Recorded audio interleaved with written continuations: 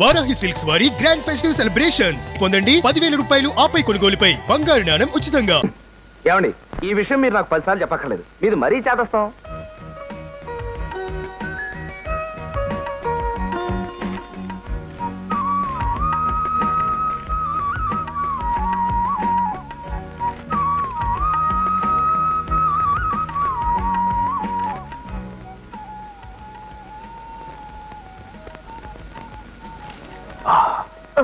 ఏంటి అలా చూస్తున్నావు? ఏం లేదు, బాగుంది. బ్రా సైజ్ ఎంత ఉంటుందా అని. రాస్కల్.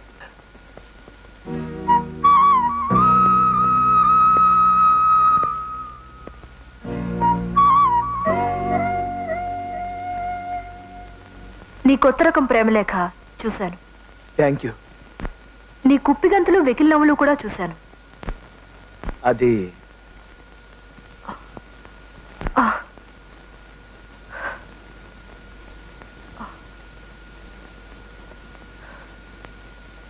నీ ప్రేమ సంగతి నాకు తెలియదు కానీ నీది పరమ వంకర బ్రతుకు. నోరు విప్పితే పచ్చి అబద్ధాలే చెప్తావు, జనాన్ని దారుణంగా మాయ చేస్తుంటావు. అవునా? నిజమేననుకోండి, కానీ ఏ మాట కామాటే చెప్పుకోవాలి. ఈ విషయాలన్నీ నేను క్యాసెట్లో మీకు ముందే చెప్పాను. నేను నీకు పరీక్ష పెట్టదలుచుకున్నాను. నీ ప్రేమలేఖలాగే అది కూడా కొత్త రకంగానే ఉంటుంది. నిజమా?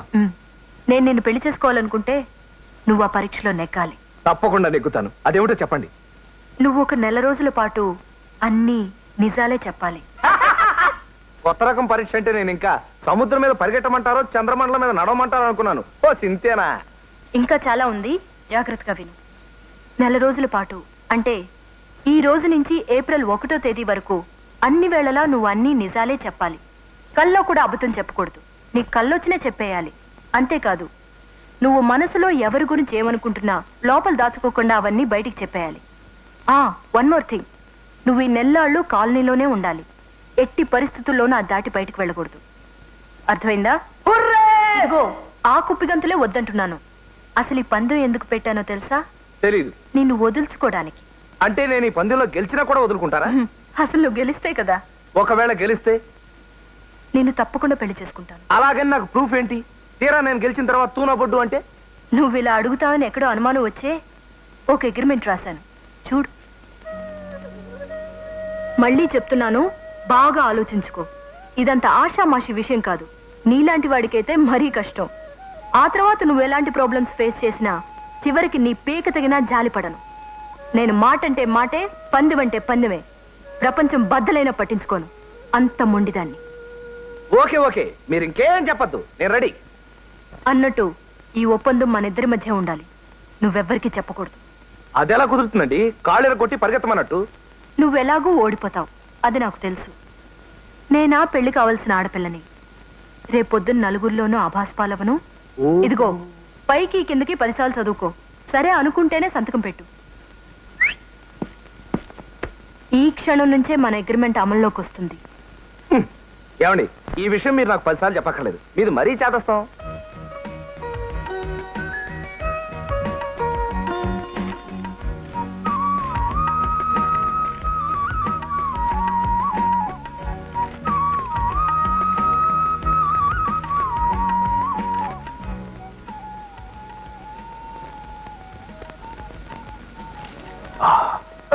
ఏంటి అలా చూస్తున్నావు?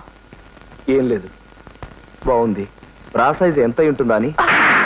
రాస్కల్, ఆడవాళ్ళతో ఎలా బిహేవ్ చేయాలో కూడా తెలీదా నీకు? అదేంటండి, మీరే కదా ఈ క్షణం నుంచి అన్ని నిజాలే చెప్పాలన్నారు. కాబట్టే. Very good.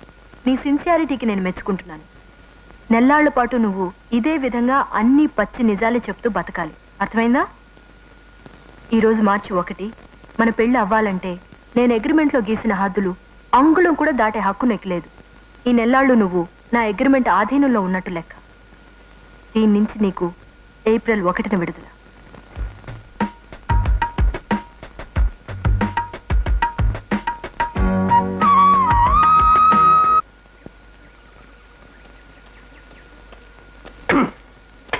సంగతి తెలిపో. చిన్నారారు, ఏమిటి కోపంగా ఉన్నట్టున్నారు? కోపం కాక మరేంటి? నేను ఏమని చెప్పావు? ఏమని చెప్పాను? రాత్రి 12ంటికి భాగ్యం ఇంటి దగ్గర అరుగు మీద నల్లదుప్పటి కప్పుకొని చూడు కుక్కలా ఊ అని అరువు. అరిస్తే తలుపు తీసుకొని భాగ్యం బయటకు వస్తుంది, బయట తీసి కొనుగొడుతుంది చెప్పావా లేదా? చెప్పాను. మరి ఏం చేసింది? ఏం చేసింది? తలుపు తీసి బయటకు వచ్చింది, వచ్చి కర్ర తీసుకొని కుక్కర్ మాదిరి బాధింది. బాది బాస్తుంది కదా అని పరిగెట్టి పారిపోతుంటే దొంగ దొంగ నరిచింది. దొంగ నరుస్తుంది కదా అని పరిగెడుతుంటే నిజంగా దొంగనే అనుకుని ఆ రామూర్తి గారు వచ్చి కాళ్ళలో కర్రడ్డం పెట్టాడు. ఒక్క బోర్లో పడ్డాను.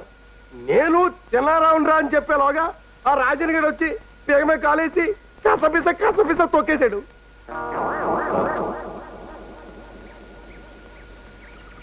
చిన్నారావు గారు, మీరు నన్ను క్షమించాలి. అసలు ఏం జరిగిందంటే, ఏం జరిగింది? భాగ్యం మిమ్మల్ని నిజంగా రమ్మనలేదు. రమ్మని లేదా? మరి రమ్మందని ఎందుకు చెప్పు? మిమ్మల్ని వదిలించుకోవడానికి. ఆ?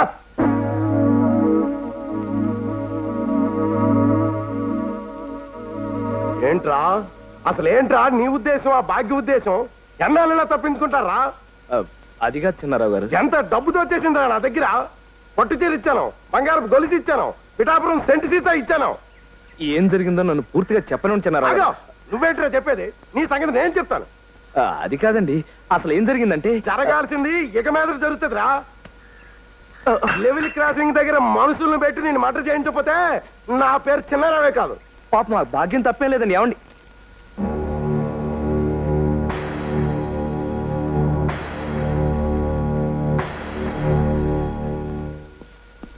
పైకి కనపడ్డు తుంచులాగా.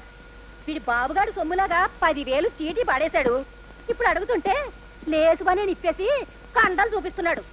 చూడండి చూడండి, దేవస్థానానికి ఫ్రీగా వదిలేసిన ఏనుగులాగా ఆ నడక వాడును. దొంగ వెధవ. ఏడిచాడు ఏ అబ్రో చదవా? ఏటో నిజమైన కంటలు అనుకుంటున్నావా? సంకల్లో సగ్గట్లేసి కట్రాయిర్ కోసేసి అట్టా నడుస్తాడు. పైకేదో పెద్ద పైన వల్ల కనిపిస్తాడు గాని దోమలు గుట్టేసిన వాళ్ళు దొడ్డి కళ్ళును. నీకో సంగతి తెలుసా బావా? ఏటో? వాళ్ళ ఆవిడ జట్కా అహ్మద్ గారితో రోజు సెకండ్ షో సినిమాకి వెళ్ళిపోతుంటుంది. నిజమా? అయితే వాడి సొంత పిల్లవే వాడికి జరదన్నమాట. ఎన్నాళ్ళు అనవసరంగా మనం భయపడ్డామే. అయితే లొసుగు దొరికిపోయింది. ఒరే కొండబాబా, వస్తున్నాడు బావా. తొందరపడి పిలిచానా? ట్రబుల్ అయిపోతాను. ఏంటి నా పేరు ఏదో బయటపడింది ఏంటి? అబ్బే ఏం లేదు బావా, మా ఆవిడి కొండబాబు అన్న ఏంటి ఈ నెల చీటీ డబ్బులు ఇంకా కట్టలేదంటే కంగారు పడిపోతుంటాను. టెస్ట్ నార్మల్ కొండబాబు అంటే ఎవరు అనుకుంటున్నావు? 7 కొండల బాబు ఈ నెల కాకపోతే వచ్చే నెల ఇచ్చేస్తానని చెప్తున్నాను. కదూ కదూ కదూ. ఏంటిది? ఎందుకే నువ్వు నవ్వుతున్నావు? అబే ఏం లేదండి. ఆగో, నిజం చెప్పకపోతే చంపేస్తా. ఏమన్నాడు చెప్పరా? మూర్తి గారు, ఇవి చెగ్గట్లు కాదండి, కండలే. తగ్గట్లేంటి? మూర్తి గారు ఏదో మాట్లాడుతుంటేను, అదే మీవి కండలు కావట. సంకలో చెగ్గట్లేసి కట్రాయిర్ కట్ అయ్యి మీరు అలా నడుస్తారండి. మీది దోమలు కుట్టేసిన బోధ ఒళ్ళట, కింద దొడ్డి కాళ్ళట. మీరు పెద్ద పైల వల్ల ఫీల్ అవుతారట. ఇదిగో మీరేదో చీటీ కట్టాలని కట్టడం మానేశారట కదా, ఆ కోపంతో మీ వెనకాల చేరి తెగ తిట్టుకుంటున్నారు. అన్నట్టు అసలు విషయం చెప్పడం మర్చిపోయాను. ఆ స్వామి ఇంకో పెద్ద మాట అన్నాడండి. నేనేమన్నాను చెప్పు, ఏమన్నాడు? మీ ఆవిడ జట్కా అహ్మద్ గారితో సెకండ్ షోల కాడికి తిరుగుతున్నాడు. ఏంటిది, టీకి పోగులు పెట్టేసేలాగా ఉన్నాడే. అమ్మో,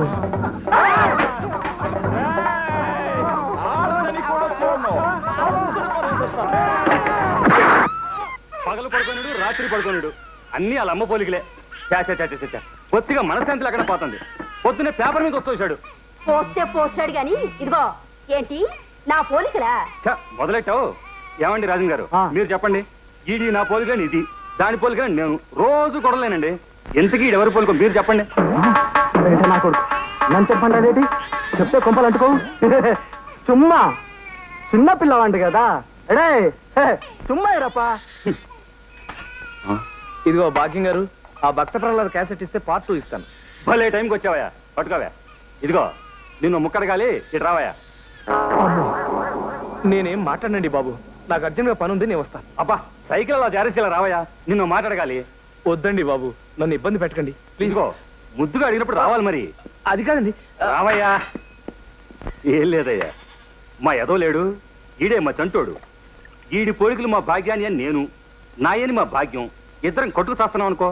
తీరా పెద్ద మనిషి లేడు, అదే ఆ అరువోడు. ఆయన అడిగితే బ్రష్ నోట్లో పెట్టుకుని ముసి నవ్వులు నవ్వుతాడు తప్ప నిజం చెప్పడం లేదు. నువ్వు కరెక్ట్ అయ్యా, నువ్వైనా చెప్పబోయా.